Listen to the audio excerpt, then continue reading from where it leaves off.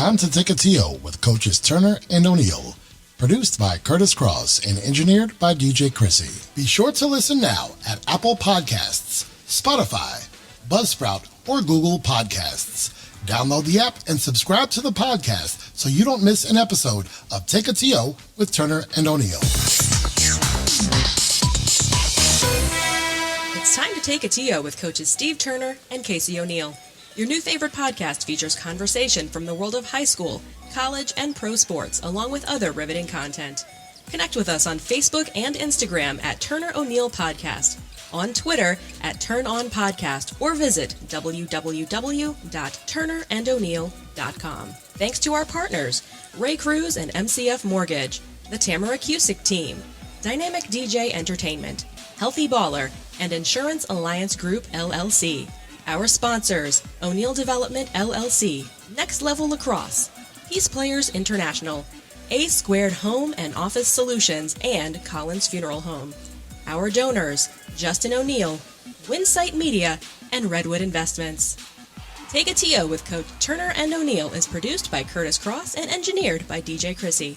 Now, we welcome you to today's episode as we take a TO with Coaches Turner and O'Neill. Here's your host, Kurtis Cross.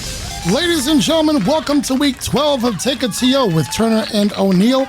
I am Kurtis Cross, your host, and with me as always is Coach Steve Turner. Coach Casey O'Neill and DJ Krissy is our engineer. We'd like to thank our partners, Healthy Baller, Dynamic DJ Entertainment, the Tamara Cusick Team, Ray Cruz, and MCF Mortgage and Insurance Alliance Group. This has been an exciting week for the podcast. In the past week, iHeartRadio and Amazon Music picked us up, so now there are new and additional ways to listen. Gentlemen, our platform grows, and my hope is that our current and future listeners enjoy this as much as we do. Fellas, how are we doing this week? Had a great week. Had a great week in the past. Looking forward to tonight's episode. I will say I had an awesome weekend with just family outside of my young son Cole down in college. We'll get to that later probably. But I will say R.I.P. Justice Ginsburg.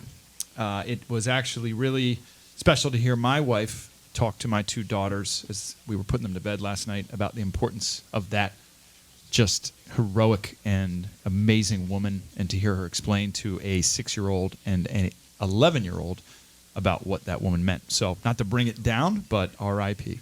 I think one, you're not bringing it down, you're bringing it up.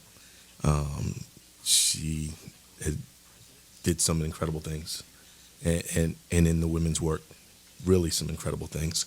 And great to be able to hear that your wife is talking to your daughters about that and having the opportunity to talk to your daughters about that. And a lot of people should be sharing that, blessing that, and being able to spread her word.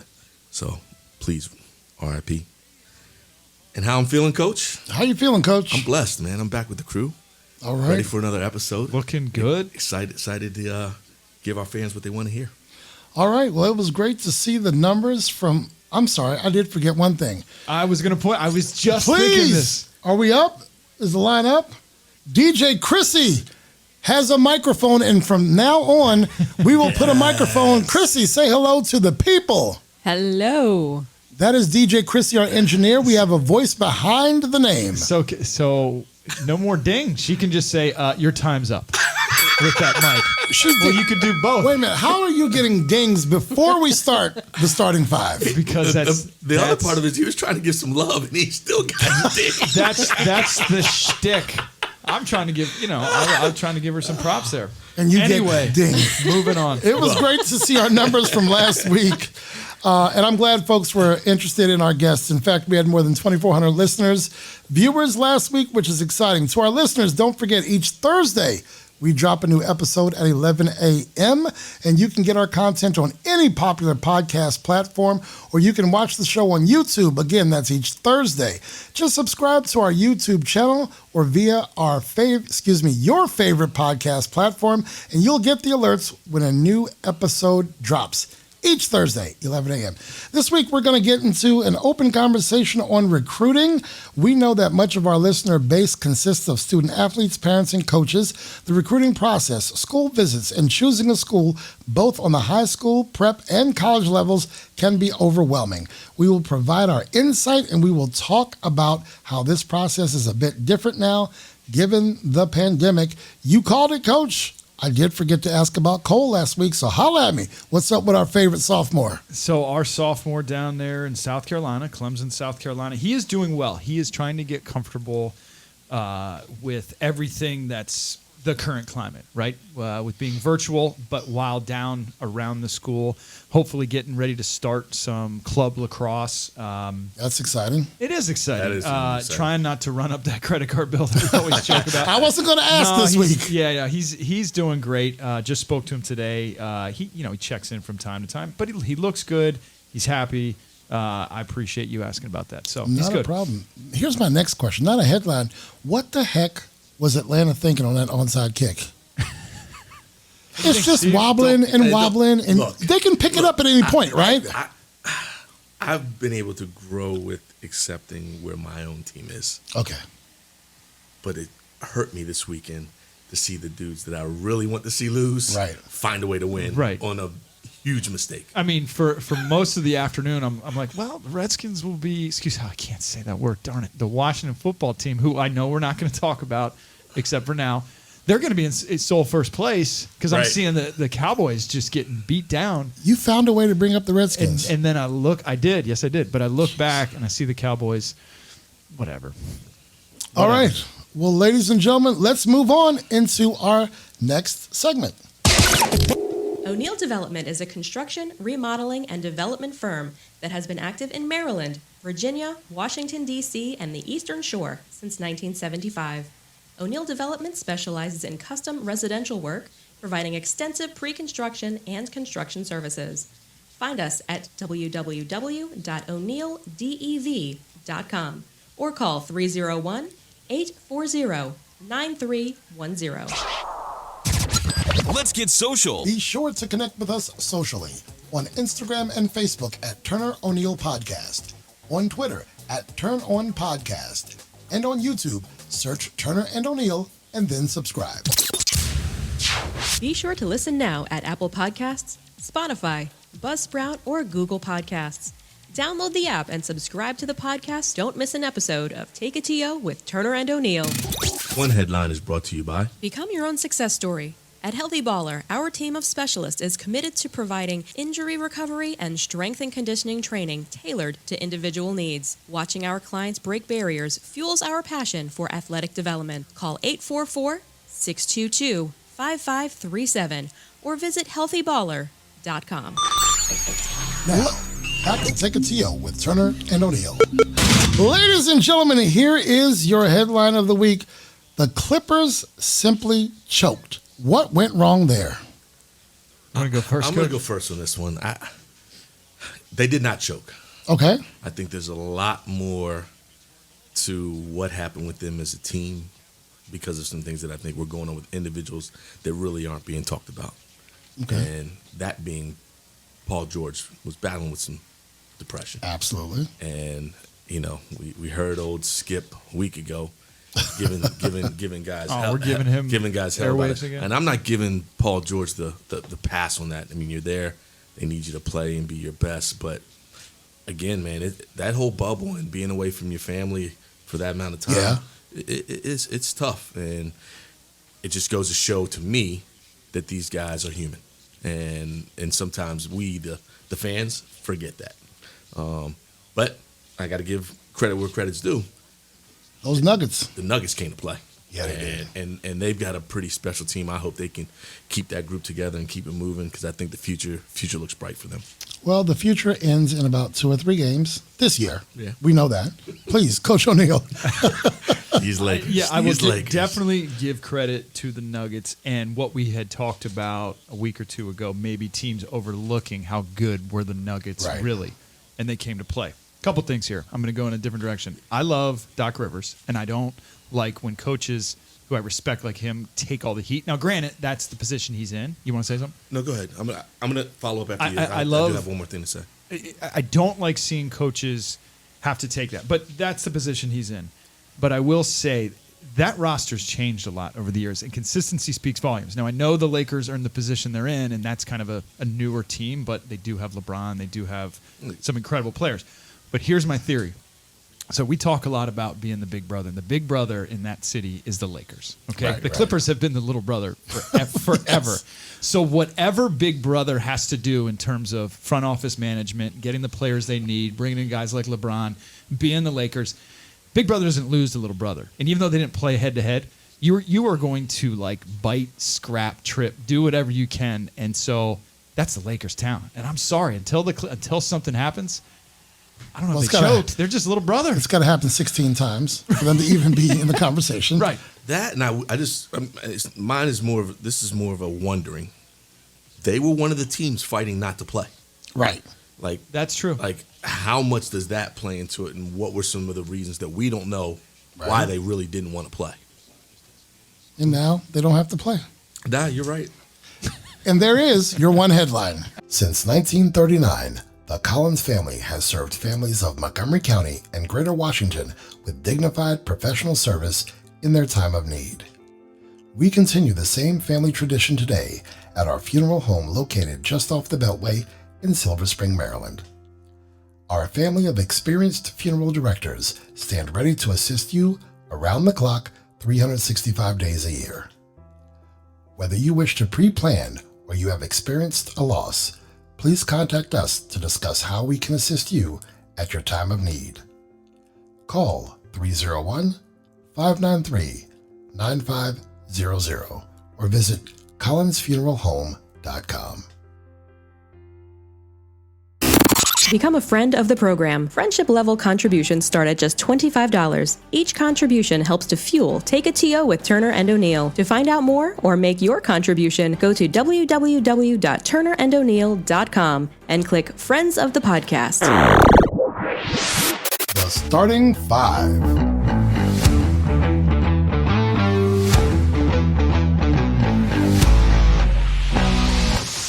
The Starting Five is brought to you by Real Estate is more than just houses. It's about people, too. The Tamara Cusick team offers an all-inclusive approach, making the home buying and selling process efficient, financially smart, and stress-free for you. From home prep-up to complimentary staging, expert counsel to an experienced and qualified team of professionals, let's chat houses. Visit www.tamaraforhomes, that's the number 4.com, or call 301-780-4663. Now, back to Take a TO with Turner and O'Neill. I don't even know my own cues. Like, I produce this stuff and I don't even know my own cues.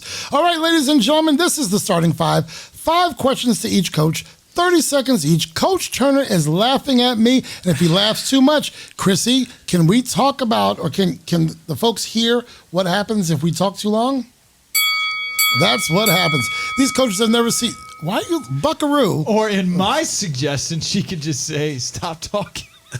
So You're done. They've never heard these questions or seen these questions before. I'm coming to you first. No, it's Steve's. Oh, fine. Let's go. I'm going to you. You scared? The final. Don't forget, you can defer. Whenever you want, you get 1 defer per Starting Five. So if you're not ready to answer, you can turn it over to Coach Turner. Coach Casey O'Neill, on whatever schedule you determine, would you have a personal chef or a cleaning crew? Ooh. Great question. I would say I will have the personal chef. All right. Coach Turner, on whatever schedule you want. It could be daily. It could be 3 times a week. It could be whatever you want. Once a week, you go on personal chef or cleaning crew. I know where he's going. Come on, you already know the answer. Did you listen to the last episode? I know where you're going. A personal chef. There we go. Ifs, ands, or buts about it. That's right. But at home, I know. Didn't you have your 30 seconds? I did, but I know that answer with at home that I have to give a shout out to the best cook I know. You can't walk it back now. Mrs. O'Neill. You can't walk it back now, brother. From the Tamara Cusick team. All right. We're going to come back to Coach Turner. One skill, any skill that you wish you could master. It's a good question there. I'm just kidding. Counting down. I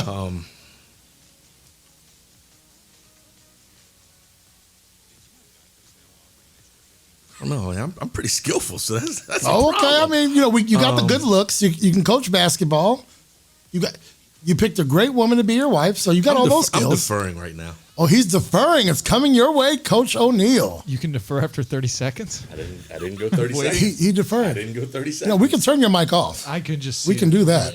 Go for it. Why is everybody against me today? I'm bringing all this.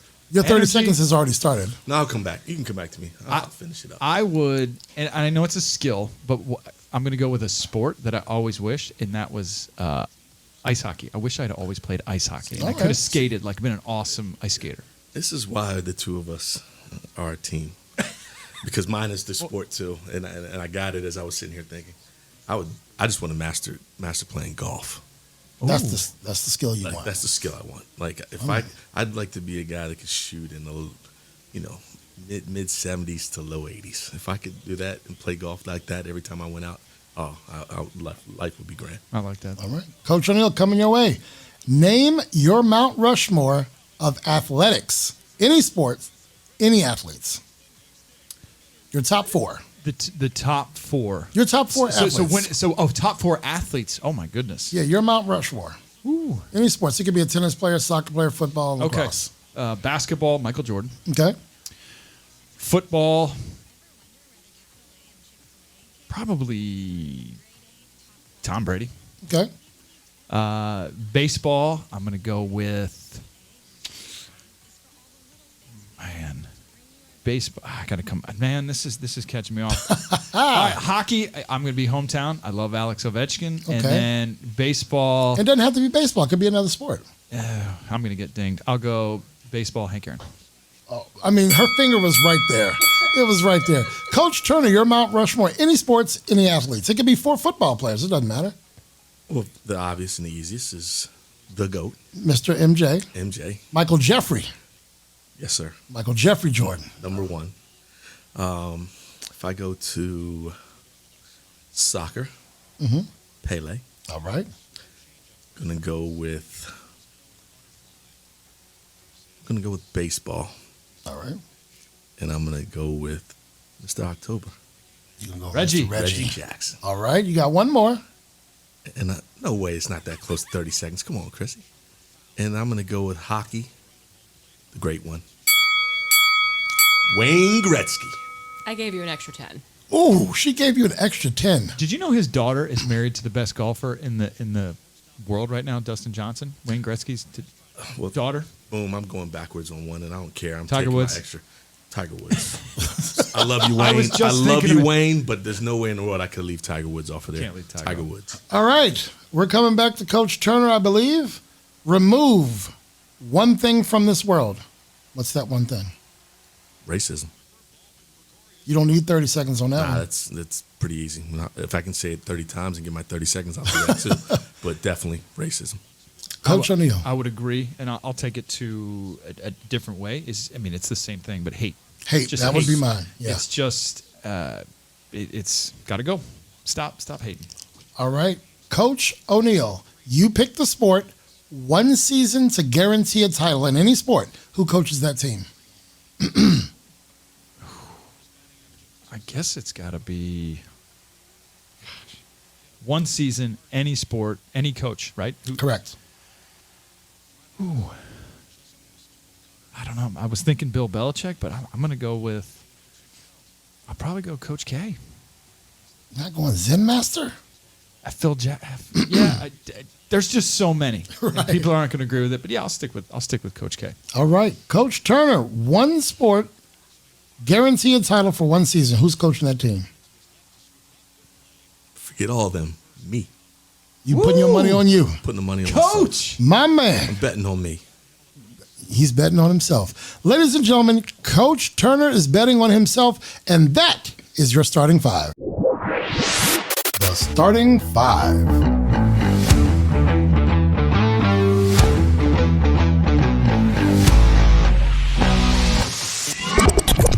Next level lacrosse. Train like a Spartan. Next Level Lacrosse is dedicated to providing a terrific lacrosse experience that is intensely focused on player development and character formation. Players at all levels will improve significantly through professional coaching and carefully designed training programs that stress proper technique and a tireless work ethic. You'll find us at www.nextlevelspartans.com. Building your brand is an important part of your business growth. By partnering with Take a TO with Turner and O'Neill, you'll gain the exposure and brand recognition behind our podcast. With thousands of listeners, subscribers, and website visitors, your company will benefit from our popularity online and during the podcast. Our partners also benefit from our exposure on Google Podcasts, Spotify, Buzzsprout, and Apple Podcasts. Inquire today and let's partner to build your brand. This segment of Take a TO with Turner and O'Neill is sponsored by Dynamic DJ Entertainment, creating a non-stop party, one dance floor at a time. The Mid-Atlantic Professional DJ Association. You become the star right here with the DJ Krissy Karaoke Show. Choose your song and step to the mic. Now, back to Take a TO with Turner and O'Neill. All right, ladies and gentlemen, I'm sure that many of our listeners are familiar with the team here at Take a TO with Turner and O'Neill. Do we have a visitor? Do we have a visitor? Who's that? Oh, that's Mr. Carlos. Carlos, do you come bearing gifts? Brother. Do you come bearing gifts? Uh-oh. Do we have swag? Thank you. Do we have swag? Do we have, what do we got here? Thank you, sir. Los is crashing the party. As soon as I looked over, I said, I recognize that handsome face from a Zoom call that you had, that you showed us. Coach Cross. Thank you so much. Can we open them now? Please open Uh-oh. Christmas in September, baby. What about Hanukkah? It could be the same. Happy holidays. Say it. How about that? I mean, Los has hooked it up with gear, ladies and gentlemen. Welcome DJ Los into the studio. What do we have? Black One is inspired by your podcast. I'm a big fan of your podcast, so I decided to Well, put him in front of a mic. Hold on. Ladies and gentlemen, welcome to welcome DJ Los to the podcast. Hey, everybody. How's it going? So this first shirt that I got right here, this black one, is inspired by the podcast. I'm a huge fan, so I did some art inspired by you guys and what you do. Time out. I kind of put the whistle with a stop hand. So I kind of did that. And then the white shirt is awesome. is just your logo. I love your show, so I thought I wanted to make you guys some gear. Maybe This wear it on the show. It's up is to you. amazing. This is awesome. This is awesome. Thank you, you man. I so appreciate it. much. Ladies and gentlemen, this is courtesy because I'm bringing you. some Gonzaga gear. Hey, I'll take it. Every time I see Steve, I always get a Look, our Gonzaga swag shirt. just came That's in, it. so Look, every time- opportunity to get Look some at more stuff. DJ I'm Los. serious. I like sweats. I got you. Los, what size are you? I'm an XL. I'm an XL. Top and bottom? Top and bottom. I got you. I Actually, got you. bottoms, I'm more of a large. So Okay. bottoms, I'm a large. Yeah. Ladies and gentlemen, Your this first is lacrosse hoodie that you. I appreciate it. This is DJ Los from Kind Monster Clothing and DMV Design Lab. Carlos, he contributes to the think tank. He lets us know what he thinks of the podcast. A lot of what you guys hear is because Carlos has inspired us to do so. Carlos, please tell the folks, how can they find, you got to bend into the mic, man. How do they find Kind Monster Clothing and DMV Design Lab? So Kind Monster Clothing, you can go to the website. It's www.kindmonsterclothing.com. That's KIND, monsterclothing.com. And then for my DMV Design Lab, that's where I make custom garments for sports teams, bands, different merch, whatever you want. I can do, different businesses. I do all sorts of things. That's on Instagram. Do you do masks? I do everything. Masks, I do it all. Koozies? Koozies. What you want to do? Bags. I got tote bags. You got all that? I can do Headbands? totes, sweatpants, headbands. What do you want to do? What about if I Only want... thing I don't do is embroidery. This I don't material, do that though, yet. it's like I was getting ready to say that I love this material. Material's I so appreciate that. awesome. Put a lot of time and effort All right, into finding the right look, blends. you're gonna and get all some that. orders because I know my wife and everybody when they see them when I come Fired home, up. they're gonna be asking for them. I appreciate that. Ladies Oh, and that's gentlemen, awesome, can we man. thank DJ Carlos of Kind Monster Clothing and DMV Design Lab? Sir. Thanks, Los. And I also want to thank you guys for the gems you guys drop week in and week out. I really appreciate it. We appreciate it. Week in and week out. And Are you- I'm disappointed to not see Holster Fries today. He wants to see his holster of fries. You don't get it 1 week later. It's coming soon, just when you least expect it. But it's in the car. Trust me. I'll put my Los, phone in there. thank you for dropping by on a school night. On a school night with the gear. Ladies and gentlemen, Los has brought us gear. Man. Oh, that's tough. That is awesome. That is awesome. Krissy, did the camera see this? Which camera should I show this to? Oh, Krissy's got it right there. All right, great. Good stuff. That's Carla. We're trying to get into a conversation, and DJ Los shows up with the gear. I may have known. I might have some notes here that you guys didn't get to see. I started to suspect something. I kept looking over at Paula and say, hey, Paula, you know. Well, thanks to DJ Los. Ladies and gentlemen, let's get into the conversation again. I'm sure that many of our listeners are familiar with the team here at Take a TO with Turner and O'Neill. For those who are not, we are in studio each week with Coach Steve Turner, men's basketball coach at Gonzaga College High School in Washington, D.C. He has led his program to numerous championships in the WCAC, the D.C. City Title Game, and the Alhambra Catholic Invitational. He also coaches with Team USA and has been named the Gatorade National Coach of the Year. That's Coach Turner. Coach Casey O'Neill leads the men's lacrosse program also at Gonzaga College High School. His success includes 200-plus wins at Gonzaga, 84 conference wins in a row at one point, 9 WCAC titles, 4 WCAC Coach of the Year awards, and he has been named Washington Post All-Met Coach of the Year. More than 100 of his players have gone on to play college lacrosse. Coach O'Neill also serves as the Assistant Director of Athletics at Gonzaga. We are so fortunate to have both these coaches in studio each week. Their experience in recruiting players to Gonzaga and then in preparing their student athletes for their next steps beyond Gonzaga serve as an excellent base for navigating this conversation. So you have some pretext, you have some resumes. Gentlemen, let's get right to it. Let's start with our youngest student athletes. So for the student athletes and their families who are currently working through a search for their next school, it could be private, it could be prep school. How has this process changed now that so much of the normal process has changed? Well, I'm happy to go first here. I mean, look, you're not going to have the open houses. The what do they call the shadow visits? Those in-person meetings. The way the PSAT works, that's the test those kids take to, not PSAT, the high school placement test. I mean, all of it is kind of different. I think what is starting to happen is, I don't know about you, Steve, but I've had a lot of phone calls, right? A lot of phone calls, a lot of videos sent, a lot of conversations with club coaches and other people. And granted, we're in a very lucky spot because we go to a very popular school. The DMV is blessed with great schools, but for the most part, I've noticed parents doing their due diligence in reaching out. How can we have the phone conversation? Maybe we can do a Zoom conversation. I know our school has a couple COVID-safe tours, but it is families and parents being creative with this and reaching out a little bit more because, there's not as many AAU basketball tournaments. There's not as many club games in lacrosse. It's still going on a little bit, but it's those phone calls. It's old school. It's picking up the phone and talking to people. And again, I've said this before. I'm always interested in families that are interested in us because I don't want to try to convince somebody this is where they belong. I want to know that these families are invested in the school, and then we're going to help them throughout that process. No doubt. I think to piggyback on that, along with the phone calls, certainly getting a lot of emails, and I think you've got some parents who were thinking outside of the box as they started realizing, whoa, my kid may not have these opportunities to get on the campuses, right. or we as a family may not get to get, like you said, Casey, to the open houses, and it's allowed again for that opportunity for them to start showing their serious interest in us, as well as we would normally get out and see these games and hear about kids. I think the blessing is being at a place for as long as the both of us have been.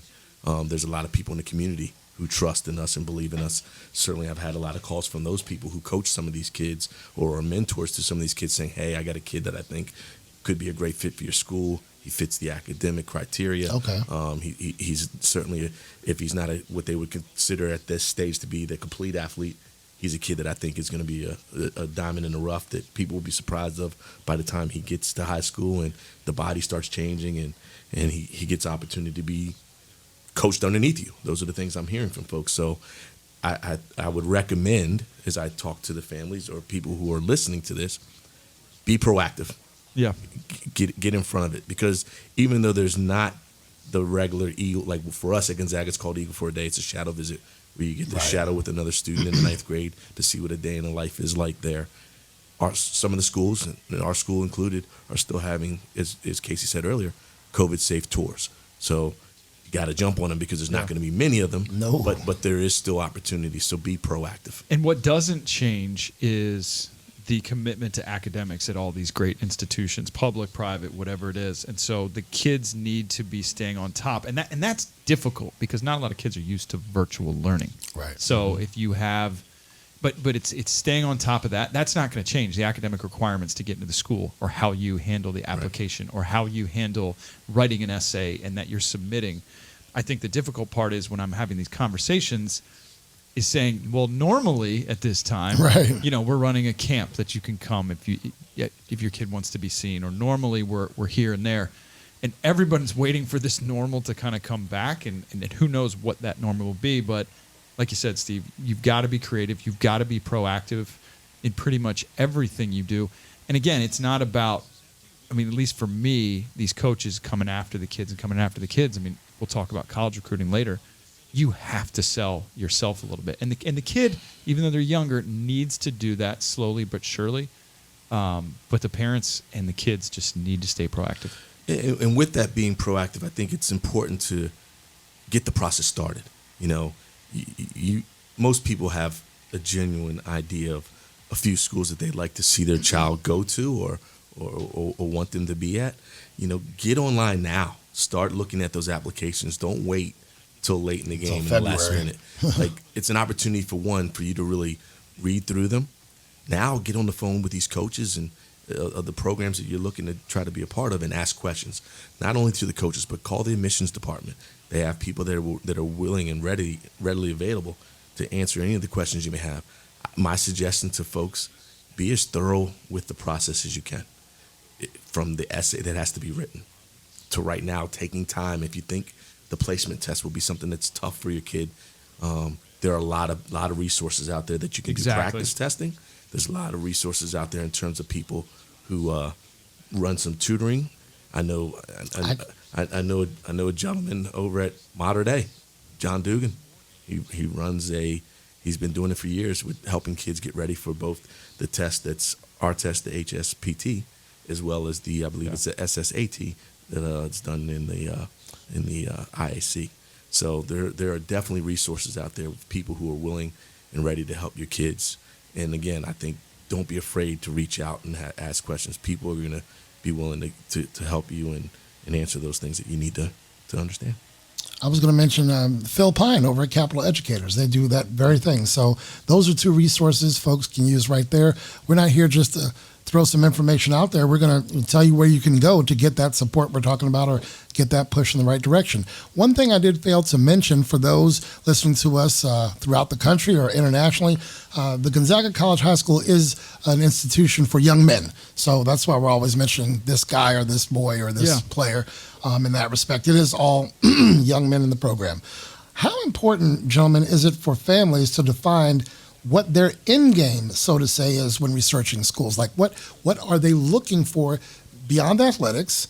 What are they looking for? Because it shouldn't be, we've spoken about this in a bunch of episodes, but it shouldn't be, that's a great basketball school, I want to go there, or that's a great baseball school. So what should the end game be? How important is it that they define that? Well, I think it's very important, because I think you have to start looking at the world that we're living in today.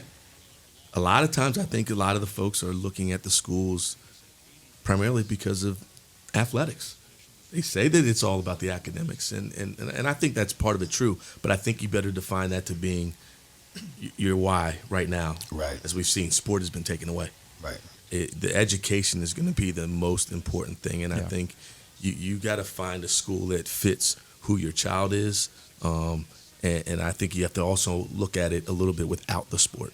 You said that. Now I'm going to quote you on that every single time I get a chance. You said, can you see yourself there for 4 years? What if the sport was taken away?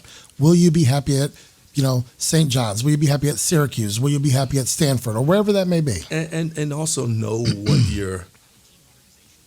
what your other things that you're into. don't. It may not just be in the classroom, may not be on the field or on the court. It could be in theater. It could be in music. All these schools in the DMV have so many unbelievable programs, but you need to be able to really define what that why is. I mean, that's a great question, Curtis. Coach Krissy. So, talk about the question is the end game. Yeah. And to get to the end game, you need the means. Okay. And so the means. What are the? I think when you're looking at it, what are the means that are going to fulfill your daughter or son's journey, the path? And you just said it. Obviously, sports is a huge draw, and sometimes it takes away. So successful programs having great sports, we might miss out on a family that's not even going to look because they're like, he's never going to play there, or she's not going to make that basketball. They may have a great STEM program. Right. So exactly. So it's just you've got to find the means, and you know, I could talk for a while about the different things: academics, the food, the teachers, the counselors. Does that school have? Speaking of learning, you know, does that school have the right program for maybe the way your son or daughter learns? So finding out the exact means, the ins and outs. What is that 8 a.m. to 3 p.m. daily schedule like? What is the commute? All those things. Yeah. You know, you talked to some really good things there, Casey, because Financially. I said it earlier with us sitting in this pandemic. We don't know how long this is gonna last or end. I think you really got to do some research now to find out what schools are doing it well. Yeah. Right? That's going to be important for any kid in learning under the virtual learning that we've had to do. You know, I know that some schools are looking to get back to hybrid, but we know that there could be spikes. Things could turn us back into being virtual. I think that's something to consider when you're looking at these schools right now. Yeah. So look, In our production meeting, you talked about that, or one of you guys talked about, you know, take a look at what they're doing now. Do you like what you see now out of the school you're considering? Are they handling, you know, I've heard that there are some schools, there may have been some bumps in the road in the spring, but now a lot of schools have, you know, they took the summer to retool and get this right. And I'm hearing some very positive things about the way virtual learning is happening for a ton of schools, public and private. What would you say are the boxes that families need to check when narrowing down their schools of interest? What should be, is it like, I can't live without these three things. I can, you know, sort of compromise here, and, you know, I don't want these. So how does that work? So for me, what I would tell folks, obviously, it clearly starts with academics, because that's where the majority of your being in school is 8 a.m. to 3 p.m. or whatever the hours are. Academics, I just mentioned it before, the travel, the commute. Is your son or daughter taking a bus? Are they carpooling? All those things, how to get there. Tuition is a big one. Right. What is the financial assistance like? Asking those questions to the admissions office. You mentioned the travel because if you, you know, if you're coming from Ashburn and you're going to Bethesda, or you're Ashburn and you're going into where's Seton in Bladensburg, you know, if you're going there, that's fine. I've got a bus that can take my kid there. But if your kid is on a bus at 5:45 in the morning and they're not getting into bed until late at night, you know, even though it's not your commute, it's theirs, and is that going to make them a successful student? Exactly. I mean, our school represents, I mean, to this national audience, or 160, 150 zip codes of kids. Right. They're coming from everywhere. And that you find more and more with a lot of the private schools, and even with the public schools. I mean, these counties are huge. So the kids are getting on the school bus or they're getting the car. So that I would check, looking at that box, the travel, the commute, tuition, their sports, the coaches. Is faith-based education important to you, or is it not? Do you want your child to navigate through that? Socially, what are the kids like? That's big. Are his friends going there? Are her friends going there? Or is it important for your child to step outside of their comfort zone? They're so used to growing up maybe in PG County or in Southern Maryland. Is it time for a change? Because you get the one shot at high school those 4 years. So am I going to go and send my kid to DeMatha, or maybe go out to Virginia, to Paul VI, or Ireton, or wherever it is? Those are the boxes that I'm looking at. So with that travel, you better get used to breakfast in the car, right? If you're coming Breakfast in the car, homework in the car, little nap in the car, whatever it is. Coach Turner, what are those boxes you think families need to check? I don't know that I have any others different than what Casey did. I think he checked all the boxes. Right. But definitely, again, I mean, I'll just reiterate, it's got to be about the education piece. First and foremost, you know, again, I think with with how much time these kids spend at a school in a day, with the extracurriculars, what does that commute look like? Is your child, him or her, able to handle the hours that they're going to be on the road potentially, along with the school day, being able to have those extracurriculars after school, and then being able to get home and have a good meal and get to bed at a good hour. So there's so much to take into that equation. And one of the things George mentioned last week in our episode about all that time rigor and the work and from sports and the travel is you learn at a young age the time management. So that whole day, the whole, and parents need to see that. Is my son or daughter ready to take on this journey? To take on, if it's pushing them to maybe a more higher athletic school or a tougher academic school, what at the end of the day, what's best for my child? And I have a cousin. She's regularly does not get home until 7 or 8 o'clock because theater is her thing at her private school. Oh. And she's committed to that. Well, the other piece is, and I think George talked about this a little bit in the last episode as well. What does this 4 doing to prepare for the next 4, which prepare for the next 40? Yeah. And when I say that, and it's really, when I start talking about that, I'm talking now more to the academics. Right. What kind of college are you going to be looking at? Right. I know this is early. That's the next segment, brother. But it's something that goes by pretty quick. Right. Like, people don't understand that 4 years of high school goes by quick, and in a blink of an eye, you're now trying to apply for a college. And what level college do you want to go to? Is it about getting into an Ivy League school? Are you going to make sport be a little more the priority? Do you want to be close to home? Do you want to be close to home? It's all those things. So you have to kind of put a plan in place. Like, I think when you start getting into middle school, probably in 7th grade, is when you got to really start thinking about this a little more in depth, because you want to be able to draw your plan up and try to work that plan to make things happen for your child, and for your child to be able to make it happen for themselves. I'm glad you said that, the child making it happen for themselves. So let's talk parents. What do parents need to be mindful of in their support and influence during this process? We can talk, either, but we don't suggest that parents attempt too strongly to have their kids fulfill a legacy that was theirs. The kid has to be, that young man or young woman has to be their own person, and you do not want your child, this is my opinion, you do not want your child trying to live up to your expectations. That's tough for a lot of folks, right? We want to see our kids be successful. We want to see our kids grow, but we all know it. The parents are very much in tune and want to be able to have that conversation. I will say one thing real quick that I, as parents, and one of the biggest pet peeves is not letting your child speak when we're in a meeting or when we're they're visiting the school. Let your child speak. Ask parent questions and let the student athlete ask student athlete questions. Yes. And please, to all the parents out there listening, start teaching your children to look somebody in the eye when they're on. I don't even care if it's a school that you're not interested in. And I tell this to my guys all the time, because those coaches change, those people move, this happens there. We all talk. It's all one community. Please just look. Teach your kids to look people in the eye. Coach, what do we want to be mindful of with parents? Let this be your child's journey. I think we've gotten into a age of trying to live vicariously through our child. Mm-hmm. Certainly, and I don't think it's to what we're feeling like is a detriment. It can become the detriment, but I think you've got to allow this to be your child's journey, and allow them to have some bumps in the road. It's okay to fail. It's okay to fail. Fall down, get back up. My man. It's going to happen in life, and we've all gone through it. So don't expect that your child's not going to go through it, and your child will only grow to become better by having those opportunities to fail and figure out how to turn it around and succeed. And you see so many of the people, so many of the greats, they'll tell you in their stories, they failed before getting to where they got to. So I always tell the parents the 40-4 ratio. So 4, and I mentioned this in our production. Yeah, you did. You did.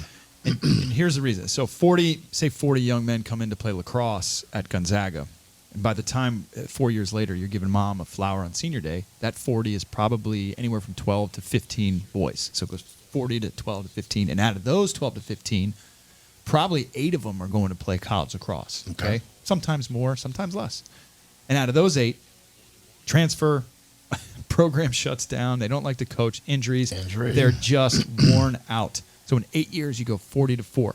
So the whole point of telling the parents is, like Steve said, let the kids live the journey. You don't know what's going to happen. You control what you can control, but go through in the mindset of what's meant to be is meant to be, and just enjoy the process and watching your child have that journey. And I because think we don't know. I think for the parent too, if you allow it to be that way, you won't let yourself get so bent out of shape when things don't go the way that you want, because you're going to see your child stand up, fight for themselves, Be happy.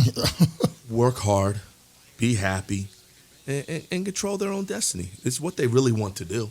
At the end of the day, if you talk to any kid, they're willing to fight for what they deserve to get. And sometimes those things get turned around and bent out of shape. Because they don't get to fight their own fights because mom and dad are fighting for them. Now, there's a time and place for a parent to step in. We all know that. Absolutely. But I can tell you that a kid wants to be able to, or at least as a for parent, themselves. Equip them with the tools to be able to do that. Because you drop them off at college, it's over, right? They're on their own. And then after college and moving on. So you mentioned 40 to 4, and it reminds me of something. I gave you their resumes. I coached, women's high school and some college basketball, and I always told my players, so the WNBA, that could be real for you. That's great. So, I'm your coach now. How long are you going to play in the WNBA? What's the career? They might say 8 years, 9 years, whatever it is. My job is not to prepare you for those 8. My job is to prepare you for the rest of your life. No doubt. And you guys as coaches know that because you have some ridiculous stories about some guys who've done some wonderful things beyond the basketball. Because, coach, you might have 12 to 15 guys a year. Your roster is bigger, Casey, but not all of them go to play at the ultimate level. And the influence that you've had on these kids is what, and their parents and their society and whoever their village, will help get them there. So you guys are preparing them for more than just that. And I'm glad you mentioned both the academic piece first. Well, I'll say and finish with this is that what's probably the saddest thing that I've ever seen in coaching is to watch sport separate homes. Right. I haven't seen that, but clearly and I've seen it. Mm-hmm. I've seen it, and that's a tough thing to watch when you're not in the position to be able to fix it, control it in any type of way, other than try to support the young man or the young woman that you're coaching, and hope that they can fix that in their own homes. But sometimes we get so wound up and caught up in this thing that we forget to just let the kid be a kid. Krissy, please take us to break. At Peace Players, we use the power of sport to unite, educate, and inspire young people to create a more peaceful world. We offer sport programming, peace education, and leadership development to those living in communities in conflict. We challenge the hate that is driven by fear of our differences. Find out more at www.peaceplayers.org. Be sure to listen now at Apple Podcasts, Spotify, Buzzsprout, or Google Podcasts. Download the app and subscribe to the podcast so you don't miss an episode of Take a TO with Turner and O'Neill. Coach Casey here. Check out this week's episode drop and tell a friend to join the team at Take a TO with Turner and O'Neill by following, subscribing, and liking the show. This segment of Take a TO with Turner and O'Neill is sponsored by Insurance Alliance Group, manages the gap between damage appraisal estimates from your insurance company and what you are rightfully owed based on your policy. They work on behalf of policyholders with claim assistance and disputes to maximize claims. Insurance Alliance Group serves as professional advisors and trusted advocates. The Insurance Alliance Group handles business and home property loss. Visit us at insurancealliancegroup.com or call 866-574-4773. Now, back to Take a TO with Turner and O'Neill. Ladies and gentlemen, I forgot to give a shout out to two new friends that we have in the podcast world. Sports Bliss Podcast. They're out of Central Florida with Rob and Chris. That's Sports Bliss with Rob and Chris. Had a great Zoom with Rob today. Rob, thanks for the conversation and the info. I know we'll be talking again, and you are welcome to join us on Take It to Yo, and I appreciate your invitation for us to join you on your podcast sometime. Welcome back, ladies and gentlemen. Today we are talking about the recruiting process and how that has evolved over the years and what COVID means to how that process has changed. I want to remind our listeners to take a listen or view last week's episode 11 as we had two can I talk? Let's rewind. Join us and listen to episode 11 as we had two former high-level college athletes on our program who spoke to the importance of having a plan B in place for student athletes. It's a good listen, so check it out. So now let's go to the next level, coaches. Each of you are familiar with the college search. Coach O'Neill, you with Cole, and Coach Turner, you are currently going through that process with Jared. Over the years, the process or the courtship has evolved. What does that look like now versus 5, 10, or 20 years ago? You've already gone through it. Talk to me, Coach O'Neill. Yeah, right now, at this particular moment, it's a lot of virtual. It's a lot of online. It's a lot of conversations. I think this is a big one, too, and we'll get to it. It's a lot of conversations with others' experiences, which sometimes can necessarily, not necessarily be so, I guess, fair to one's experience. But the kids these days, they see where their teammate went, or a kid a couple years older, or they've heard stories about that. I think from 5 to 10 or 20 years ago, it was, something where the online, the media, the social media wasn't quite as big. 5 years ago was. 20 years ago, it wasn't very much. You know what I mean? Yeah, I think recruiting was more old school. Well, I think the start of it has gone from the big change you see right away is it's gone from paper to computer. And I say that in that, I thought, the big thing for a big-time college recruit to do was to always post that picture with them sitting in a bathtub full of letters that he got from every school in America. And now good old U.S. that Postal Service. That picture got put in an article when the kid was maybe one of the top players in the area, and that was something that the paper did to have fun with how big this kid was being recruited. And now it's a picture on Now Instagram. the kid just puts it on his gram. He doesn't need he doesn't need the paper to come in or the photographer to come in. He can do it himself. But I do believe that it's very similar. Right now what we're going through with young men who are visiting schools, who are recruiting them, they clearly cannot have the in-person. They can't go in the buildings. Okay, they can't go see the gym or the field or get access. So they're driving up to these schools and going through this virtual tour with usually a coach who's on Zoom on their phone, and they're walking them through as they're talking to the coach. I was going to ask him about that. So, you know what? Cut. Can we just cut? Coach Turner. Yes, we did. Coach Turner, you had a virtual tour with your son, Jared. Please tell us about that. I thought it was very creative, and certainly. How did that work? Locked into a Zoom call. Right. And the head coach and one of his assistants, golf cart. Took you around campus. Took us around campus live. And to me, what was impressive is, a school that's yet to even put the offer on the table. Right. They are recruiting him, and they like him as an athlete. But for them to take that kind of time and invest it into my child, I got to give a lot of respect to that. Right. Because, one, when you don't, usually a lot of times in the recruiting, when you haven't got the offer, you're just still talking to assistant coaches. For the head coach to take his time 2 hours out of a day to spend with me, my son, and my wife, to show us the campus, to talk to us and answer questions, you got to say, you know what, it's pretty impressive because this school is showing me that they are invested in my son, yet with even out having offered him. And the person he hears from on the calls weekly is the head coach. And that's big because a lot of times what you have are the assistant coaches, which, in basketball, 5 or 6 maybe? Definitely. Maybe not, maybe 3 or 4. 3 recruiting coaches, but...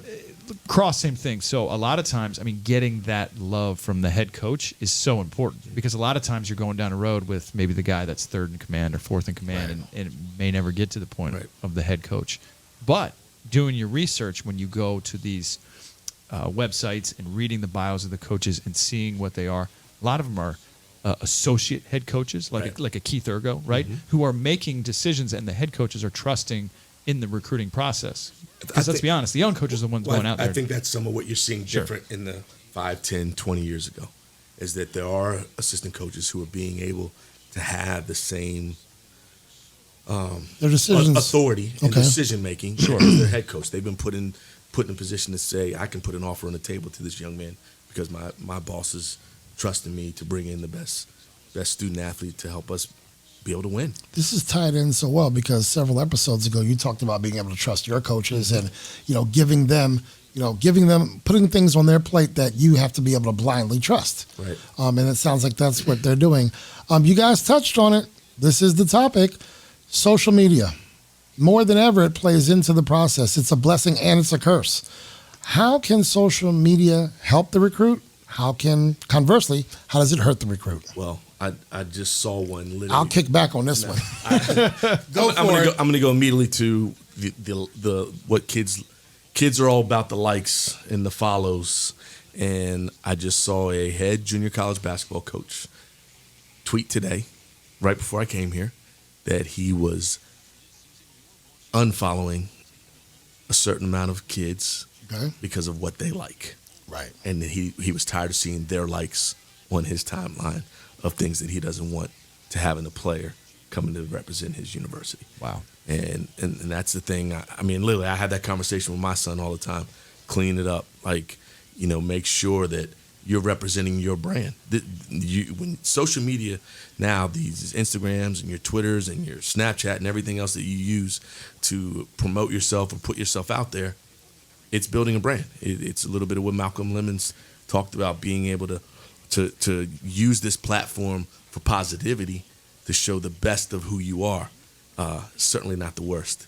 And a lot of these kids out here think just to get the followers that it's to put something up that they think is cool. Right. But a lot of times it's something that's destroying you. I mean, you don't want to go viral for the wrong reason. Right. But even as simple as someone's son went viral for the wrong reasons only a night ago. Mr. Lakers. Ooh. Oh, yeah.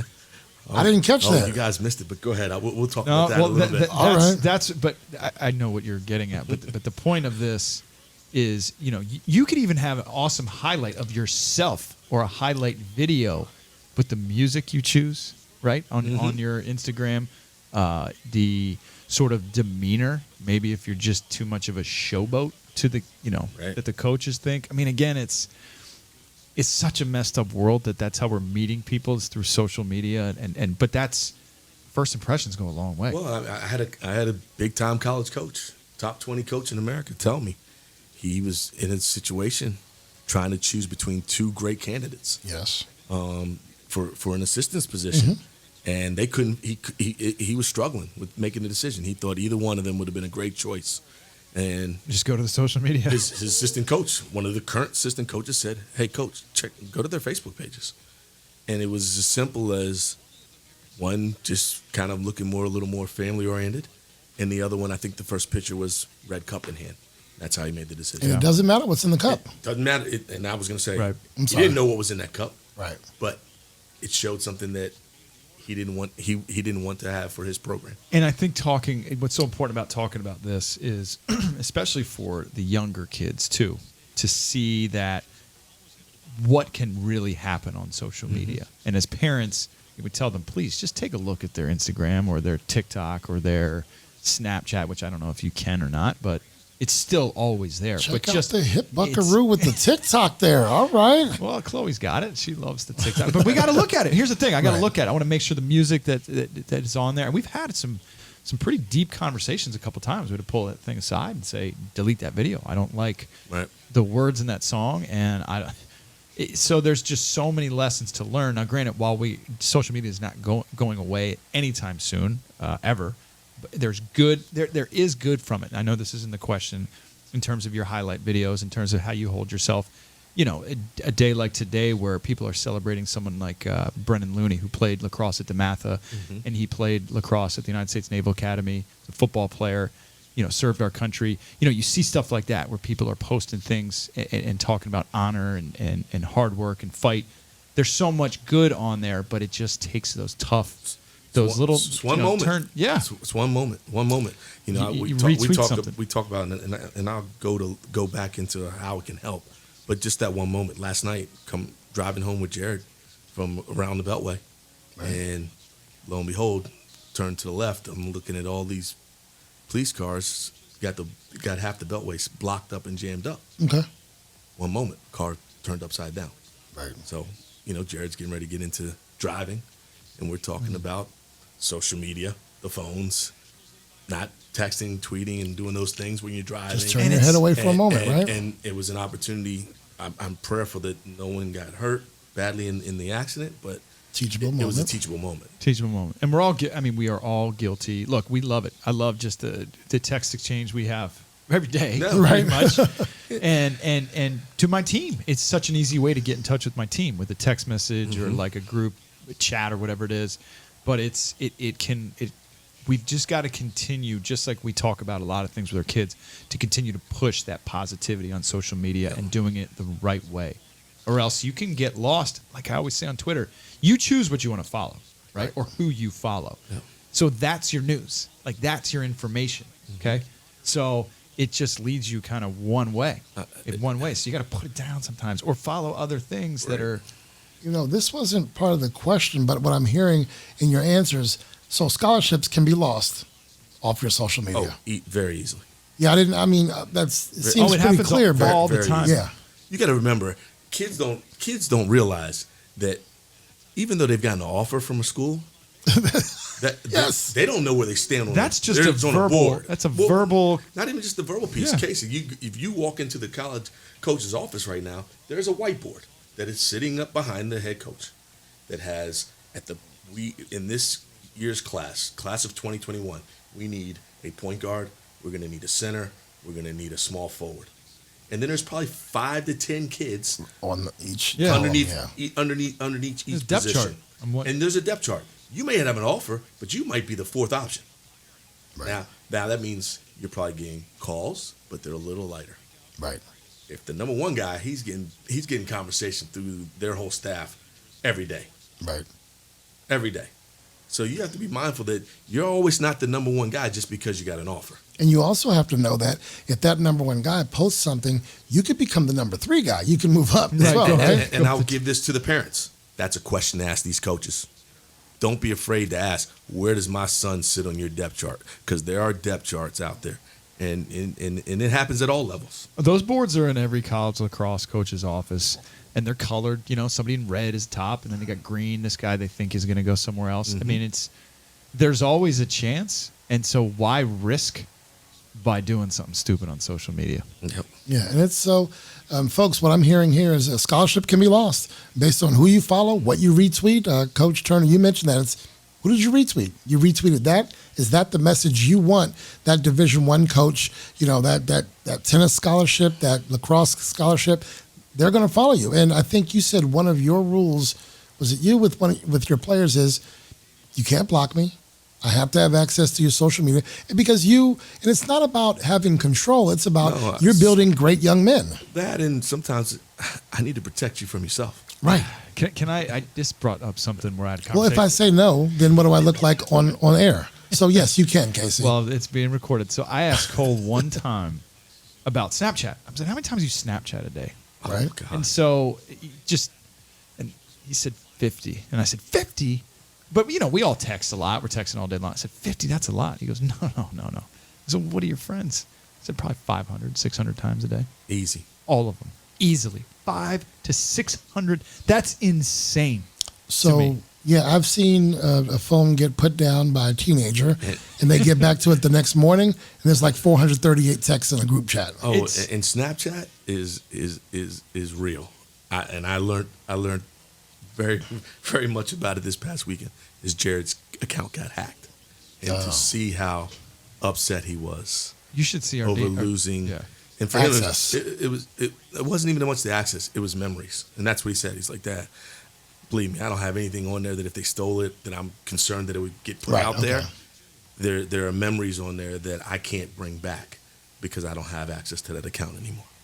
And then asking the kids, I think of Instagram. Facebook's not something the kids do, but the Instagram, the Snapchat and stuff, and just the things they say and you feel untouchable, but they're not. No. They're not. It's always going to be there. And so, look, if you're going to come play lacrosse for me or basketball for you, I'm going to ask you. I mean, it's a privilege. You make that team and you're working. You've got to represent your school, your program, on and off the court, on and off the field, and that includes the things that you say and do. Because once you're an Eagle, you're always an Eagle, or once you're a cadet, whatever it is. We'll leave it at being an Eagle. So, but to answer one thing about the social media, and I would say this to the parents and to the kids, use social media like it's your live resume. Yeah. It is, right? Put the things out there that you want people to know about you being a well-rounded young man in the classroom. Highlight videos of yourself on the field or on the court. Opportunity to. I'm waiting for the guy who posts his grades. Show me some test scores. Show me some GPAs. We put it out there. No, well, that's our. But I think that's more of us. Yeah. I'm talking about the kid himself. I think they do it when they send out a video through an email. Be different. You're leaking. Be different. You're leaking into that next question. With that social media piece, coaches, programs, and schools are looking for more than just the best goal scorer or the three-point shooter or the fastest runner.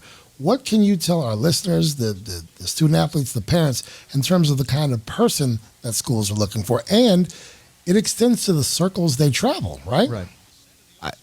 I think that it's the balance. We've said it in episodes before, two-sport athletes is very, very coveted by coaches because they know he's athletic. But you said that balance, well-rounded balance. And I think back, and I was looking at this question to a young man, his name Luke McCaleb. So he's a two-time captain at Brown. Mm-hmm. He's a two-time stud. Dog. Played for me at Gonzaga, was a two-time captain as well, was a captain of the football team. So you look at this guy and you're like, what can't he do, on lacrosse field or football field? He's just but he was so balanced. He busted his tail in the classroom. And then off the field as well, he was just a social good guy. So he knew how to balance, right? Social life, having fun with the boys and friends on the weekends, how to then lock in for school, how to then lock in for workouts, have great energy, have great charisma, look you in the eye, shake your hand firmly, and then compete. Just absolutely get after it. Not worried about the accolades. Just those are the type of guys they're looking for. You don't want the guy who's the best defender, but every weekend you see him drag racing on Route 4 with his boys. I mean, you don't want that. No, that's a turnoff, right? No. Look, we all love characters in our locker room. We all love people, that get to practice and compete. And maybe, look, boys are boys, girls are girls. High school kids, since the dawn of time, are going to make bad decisions. Right. They just don't think at times. We all had those issues, but just always looking for that balance. And here's my point. Kids get into the classroom and, it's hard for them to control themselves sometimes, or they have an issue with the teacher. I'm like, why is there an issue with the teacher? How is it so difficult to sit through a class and just be a good person? And so I think to Luke, he could do it. He could do all those things. He could just balance it. He could be a good person. He's never in the office for being a jerk or any other reason. You just represent it well. Well, Luke's a great example of a guy on I Street, but I'd say another one, and it's because he did a little bit of everything. Richie Pettibone. Yes. Three sport champion. Yeah. Three sport champion. He's ring size in every season. Almost of every year. I know what you're going to say next. A lead role in the play. And to be in the play, the play practices are in the evening, the same times that we practice. Right. His ability to balance and be able to learn lines and find a way to make sure he was a part of one of the productions at our school.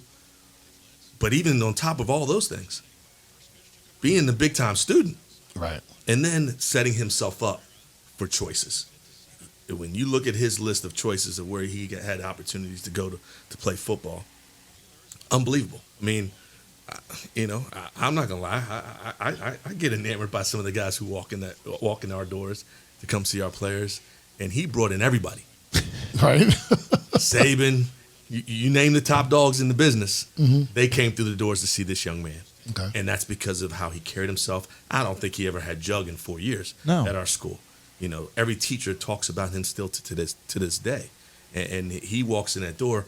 Teachers are dying just to see him, to say hello, because how he handled himself in their classrooms, how he was respectful to them, how quickly he was also a guy that could shut another guy up who was acting up in the classroom and didn't have to come to the coaches. Right. Richie was a captain in all sports, and he carried himself that way. And when you have guys like that, that's why they get these opportunities that they get. That balance, it makes it so much easier if you are a B or A student to these coaches. You just put the time in the classroom, right? And if you are a good person, all of your teacher recs, all of your coaches recs, oh, great kid. Parents are awesome. They're nice. They stay away. They ask good questions, this or that. I mean, it's just, it's not rocket science. You keep saying it. It reminds me of the modern days. Work hard. Work hard, pray hard. pray hard, be a good guy. Right. Just be a good guy. When I want to jump back for a second to the private and prep schools, clearly you want this to happen early and often. But I know with the independent schools, it's the first weekend in March when they make decisions. A lot of them, it's around January 10th or 15th when you have to get the applications in. When should parents start? You got to obviously If they haven't started, they're behind. Okay. What if the child is in 4th grade? Well, I thought you meant in terms of right. No, the kid is trying to apply for next year. Right. 4th grade, probably a little too early. No, I'm just joking. So grade, now, right now, you better get your butt moving if you're trying to get in for 21. And I think, oh yeah, especially now, because of the inability to be able to get on these campuses, the inability to be able to have opportunities well, let's for the be parents to honest. see open houses. The reputation for private schools and the way they're handling distance learning has had parents want to defect. And I believe in the spring, there was a last-minute rush to get more kids into private school, even though some deadlines had passed because some parents, weren't fond of what they were seeing in their non-private schools. True. They want to know that their kid is learning, and they want to know that they're going to put dollars up, certainly to go to a private school, that their kids are getting everything that they need to be able to be as prepared as possible. In the county schools, we're sitting in situations where they weren't ready to start back up. So I've heard great things now. So that was some concern. But I was going to go to that piece, is that I think the county did what they had to do to make sure they had things in line so that their kids would get the best of learning. And when you start looking at the private and the public, there are some different variables that aren't always going to be the same. So for them to start a little later, it made sense for them to be able to get the kids to where they need to go. I talk to guys in that sector all the time, and the things that I'm hearing about it have been great. So you gotta. Now they need to be on it right now. You got to be on it now because it's going to come and go so quick. I mean, you think about it. We're almost into the second quarter. We're at Gonzaga. We're 2 or 3 weeks away, and we'll be into the second quarter. And I know at that time that's when it really starts rolling, and people are getting their applications in, and the numbers are going to build up, and you got to be able to go through this process. I think if you wait, you miss out on the opportunities to have conversations, to be able to continue to ask questions that are going to help you put your best application forward. It's never too early to start thinking about that. And the reason I say that is we all get 8 years at this high school, college process. That's it. You get those 8 years, unless you reclass or you do this and do that. So it's a very important part of a young man or young woman's growing up. So it's never too early. But I will say this with the disclaimer, let the kid be the kid. Let the kid also have a say in this process. You know what I mean? We were talking about parents before, but let the kids start to say what maybe they want to do, right? Or where they want to go. It might not be perfect for them, but at least they get to say it and have the conversation. And they got to feel like they belong, right? It's like what Keith said, Keith Wilford a couple weeks ago. I mean, let the kids start to make their own decisions. Granted, they may say, I'm doing this and I'm going there, and mom or dad are like, no, you're not. That's not the right thing. I remember but going you through, at least give them Jared's in process. The conversation. And that was one of the things his president at his middle school said to me. Put it on the table for him. Most people are going to expect that he wants to just go to Gonzaga because he's lived it coming out of the womb. Right. Find out 3 or 4 schools. Simplest thing he said to me, go get everyone's application, sit it on his desk. You'll figure out quickly where he wants to go.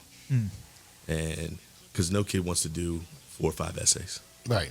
No kid wants to fill out 4 or 5 applications. So you'll see when they're serious. You're Yeah. going to see where they're serious.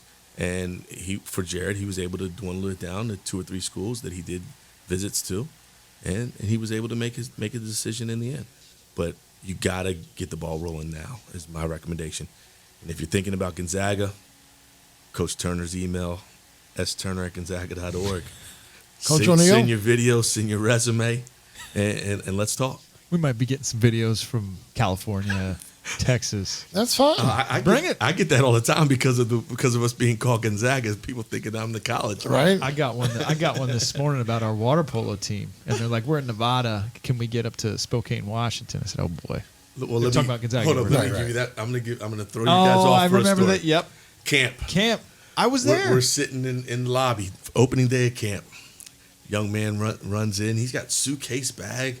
His older brother's walking in with him. We're here to check in for camp. And I'm looking, and we're all kind of looking like, why has he got sleeping bag and pillows and all these other things? He's older. And so I said, hey, let me see your application.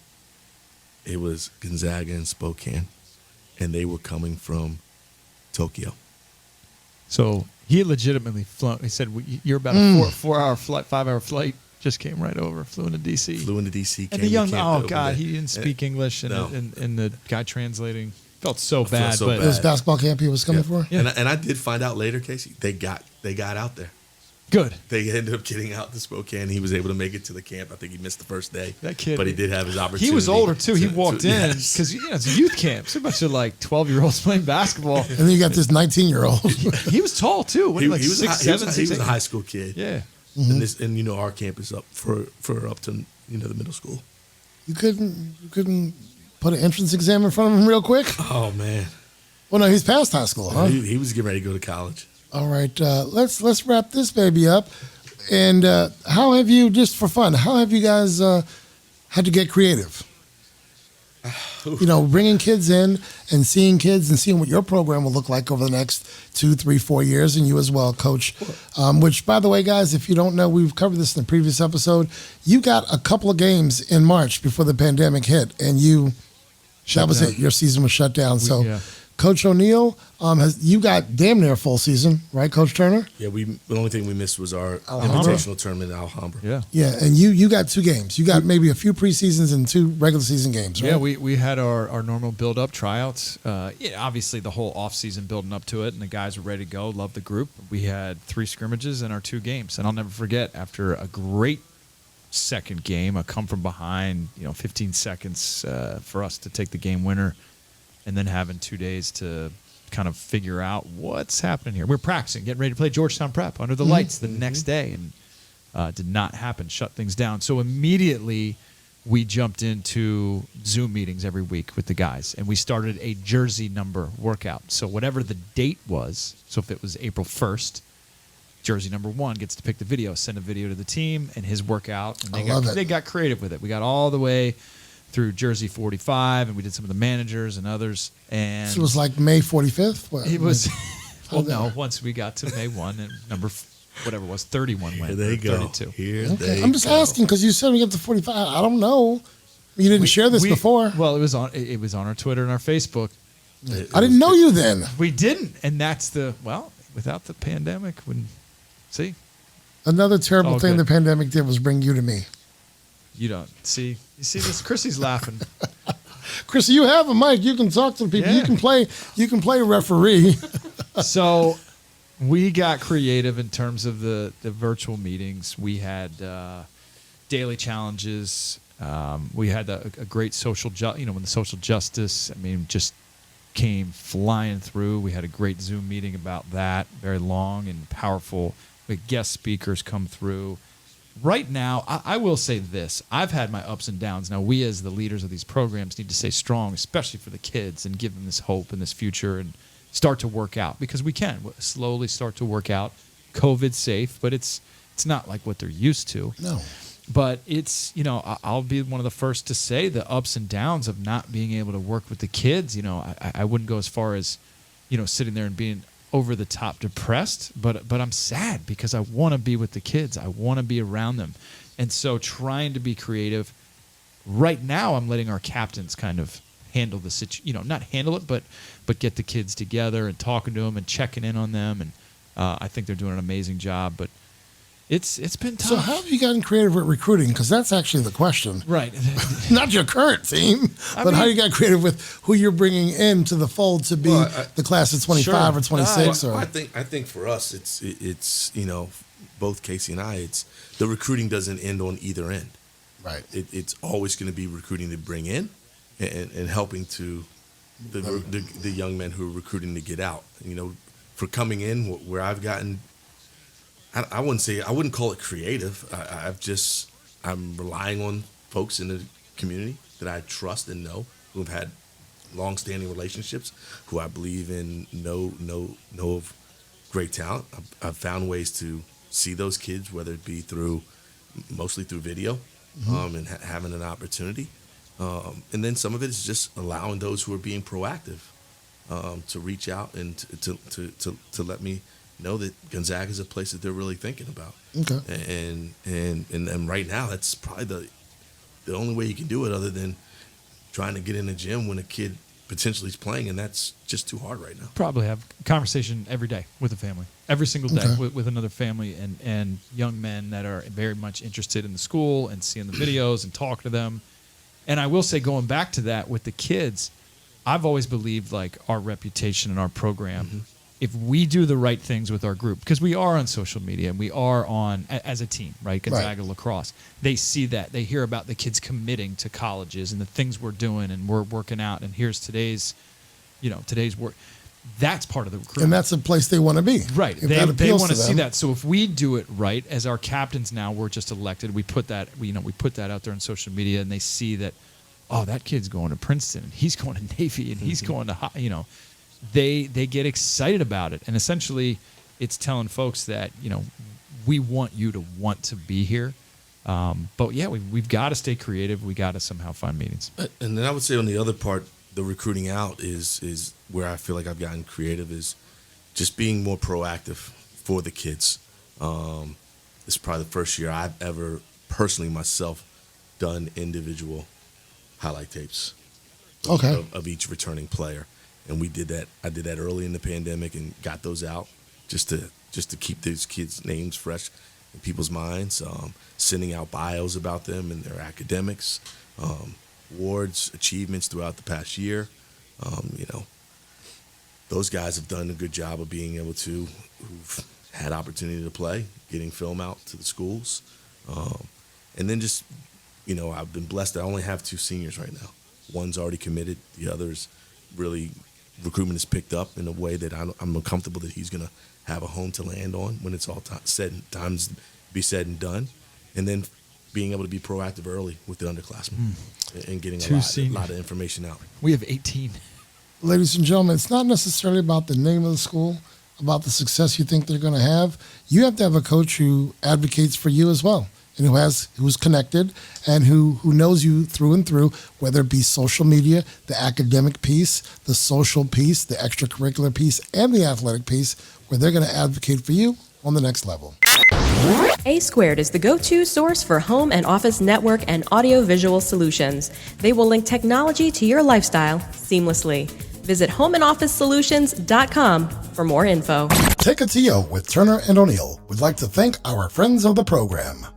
Richard Butts Jr., Jean and Clarinda Carter, Sean Clifton, Paula Cross, Justin O'Neill, Susan and Brendan O'Neill Sr., Amy O'Neill Richard, Damian and Brooke Stevenson, Marcus Taylor. If you'd like to become a friend of the program, go to www.turnerando'neill.com and click Friends of the Podcast. This segment of Take a TO with Turner and O'Neill is sponsored by Ray Cruz. Take advantage of historically low mortgage rates for your first, next, or refinanced mortgage. Ray believes home mortgages should be about relationships. With rates as low as 2.875, You can save on your monthly mortgage or choose to cut years off of your mortgage, saving tens of thousands.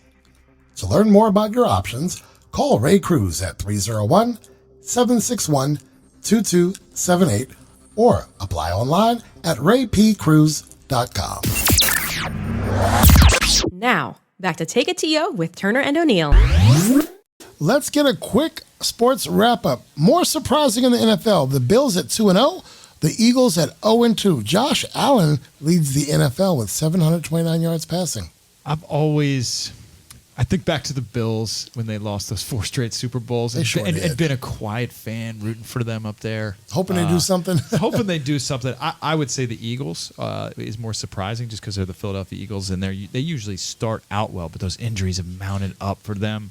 Clearly, that 0-2, 0-2 Eagles is more surprising. The Bills kind of do this, and then they get to the playoffs and they pull like a Clippers or something. They'll go like 8-0. Then 8-1, they might win 9-10. But remember now, they're not playing the Brady Patriots anymore, so they have a shot at that division. That's a great point. Coach, 2-0 Bills or the 0-2 Eagles? I'm going to go with the 0-2 Eagles, but I definitely believe it's because of the injuries. That's part of the sport. But it is. I'm worrying with football because Jay Williams' first tweet he had on Sunday was more injuries in the first hour than I've seen in a long time. Do you think that has to do with the lack of the build-up of preseason? Yes. But football's so violent anyway. You're going to have injuries. But they're not hitting in practice like That's they true. normally do. Well, yeah, you have some of the things you have happen. Oh, and Saquon. Speaking of the NFC East, and Barkley with the Giants. The Giants, yeah. ACL. He's done. Yeah. Let's switch to the NBA. Has the real Kemba shown up yet? Because Boston, I haven't seen a whole bunch of highlights from Kemba. The last game you mentioned, he showed what we expect. I definitely think he showed the last game what we expect from him. Okay. And I think, the Heat gave them a little wake up. I mean, you got to look at it. They should be 3-0. Right. The Heat? Boston. Oh, Boston. They've had the leads. Yeah. To let them big double-digit leads. Double-digit leads in all 3 games to let them come back and to lose 2 of them. I mean, literally, one is a two fingers away from being the hammer to win it. That block was awesome. So that was, a great play by the big fella. But I think Kemba's been there. I think he's led in the way that he's supposed to lead as the point guard. Mm-hmm. I think what we've come to see from Kemba in the past is when he wasn't with Boston was him to put up these big numbers. He had to. And he had to then. Right. Okay. Now he doesn't have to. So I wonder why people are questioning when is he showing up. He doesn't have to do. He's got. Am I people? Am I people? Because I just no. questioned. You're not the only. You asked the question today on the show, but I'm hearing. I love this. I'm hearing this. Are you calling me people? I could be like Peoples from like Shaft, the remake. Remember Peoples? Get him, Steve. Again, my listeners, we're not going to listen to Kurtis right now. We're going to listen to Coach Turner. Turn my mic off. Don't give me no mic. And as it pertains to Kemba, I think we are seeing the Kemba that we need to see for Boston. And certainly there's going to be some nights where he's going to have to put some balls in the basket for them when maybe one or two of the other guys don't have it going. But you see right now, they're where they are because of his leadership ability at that position. And I think he's made them an unbelievable team. I think he fits very well in playing under Coach Stevens' system. So I like playoff Rondo too. Oh, I love playoff Rondo. But it's not a Lakers conversation. What are you thinking about Kemba? What do you think about that Boston Miami series? I did a little research. Kemba is a career 19.9 scorer. Okay. And he's averaging that right now. So he's kind of doing what he's always done. But I don't think, while he has the flair for the dramatics and come up over the years with some incredible plays. Has he ever? I don't know if he's I don't know if he's the guy. I don't know if he's the guy that's going to get them over the edge to at least beat the Lakers. Is that what they're looking? Well, the Lakers aren't there yet. So I think the question, has he shown? I think he's always shown up, but I don't know if his best is going to take over. I just think so many people are used to the Kemba that you saw at UConn, where he takes over and wins these big games. Or in Charlotte. Or in Charlotte when he did the same thing. He had to drop 30 tonight. He had to. Right now, he doesn't have to do that. Now, that series which you had asked, I think I predicted the Heat. I think we had a prediction. We can go back to episode 11 or 10. I think I said Heat and Lakers. So we'll see. We'll see. Lakers have to take care of business. And is anyone paying attention to Major League Baseball? Here's why I'm not, because the Nats are out. Right. They're 19-31. I mean, speaking of their Twitter, there's 60 games. They wrote 19-31, so you're saying there's a chance. And I'm like, oh, boy, because they're running out of things. This season is got to be out. And the O's are out. All my old school O's fans around here. I think people are. I think people absolutely are paying attention to MLB because we haven't had sports for so long.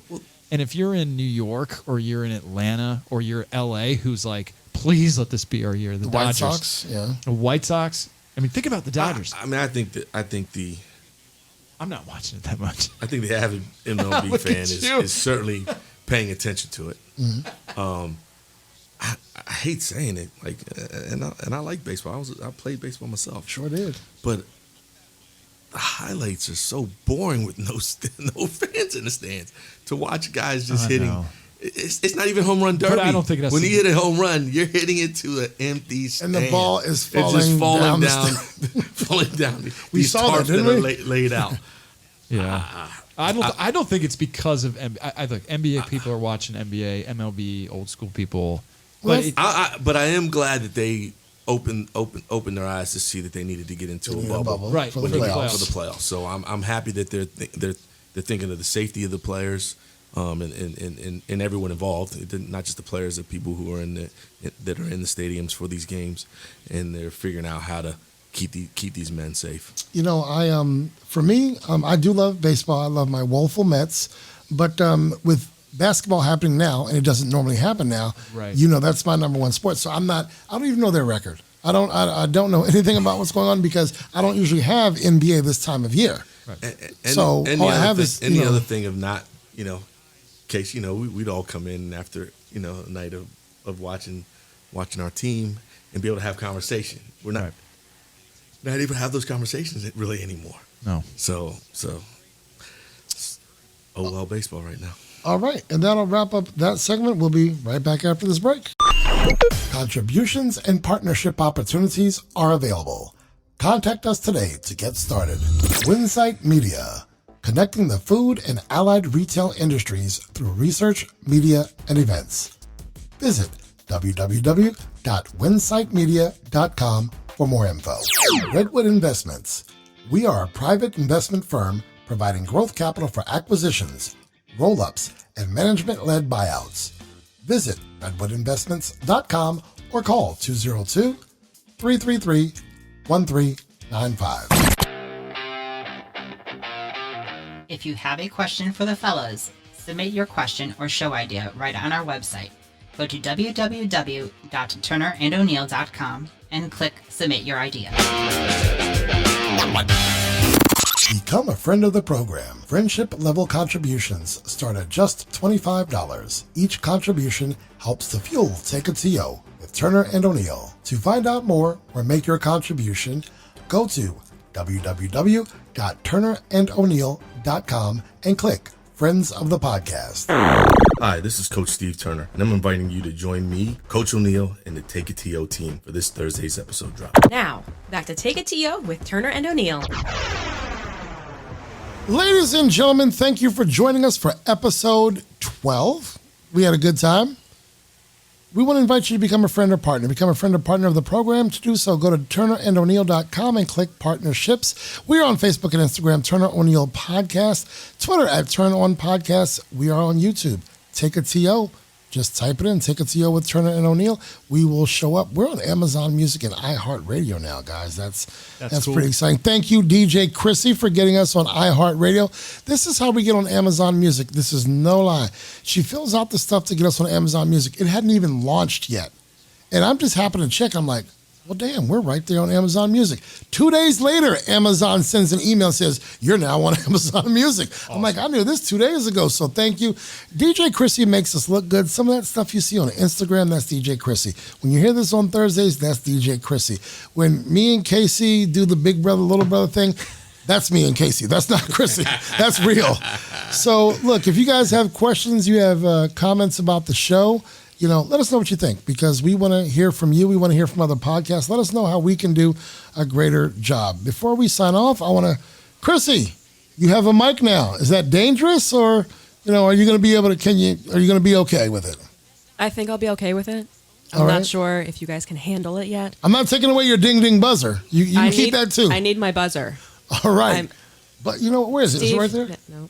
Is it the right one? I don't even see. That's why I'm over here and she's on the board. See, because she dings. She knows how to hit the ding.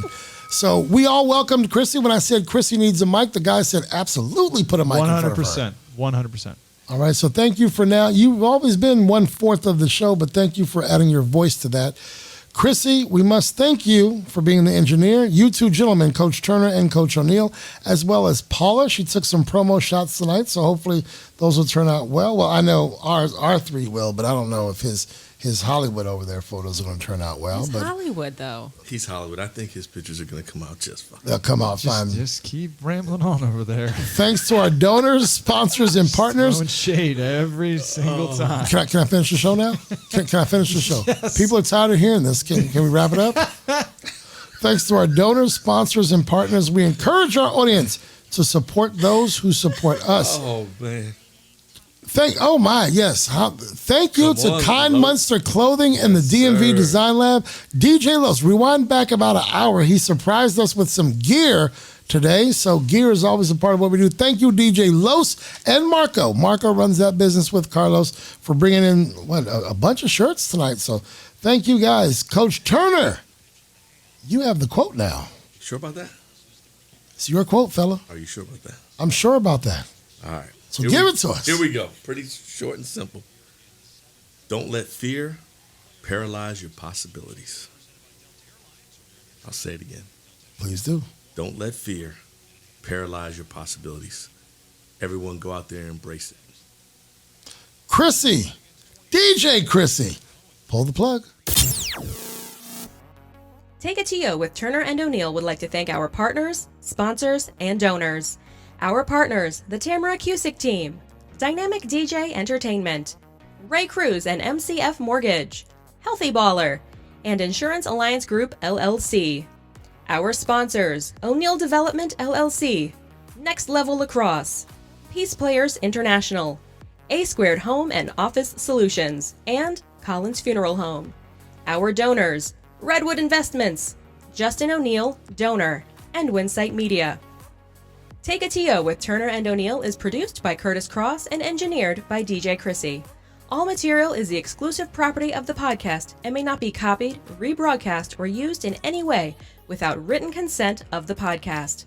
The views, ideas, and commentary of podcast guests are solely their own and not necessarily endorsed by the podcast. You may submit questions, podcast ideas, and commentary to turneroneillpodcast@gmail.com. No compensation is offered for submitted material. Should we choose to use your idea, comment, or question, you agree to your likeness, social media identity, and/or information being used on the podcast. Take It To You with Turner and O'Neill is recorded weekly and distributed via Google Podcasts, Spotify, Buzzsprout, Apple Podcast, and other popular podcast platforms. Some portions of the podcast may be pre-recorded. Be sure to search and subscribe. Join us socially on Facebook and Instagram at Turner O'Neill Podcast, on Twitter at Turn On Podcast, and on YouTube. Search Turner and O'Neill and subscribe. Our website is www.turnerando'neill.com. Partnership opportunities are available.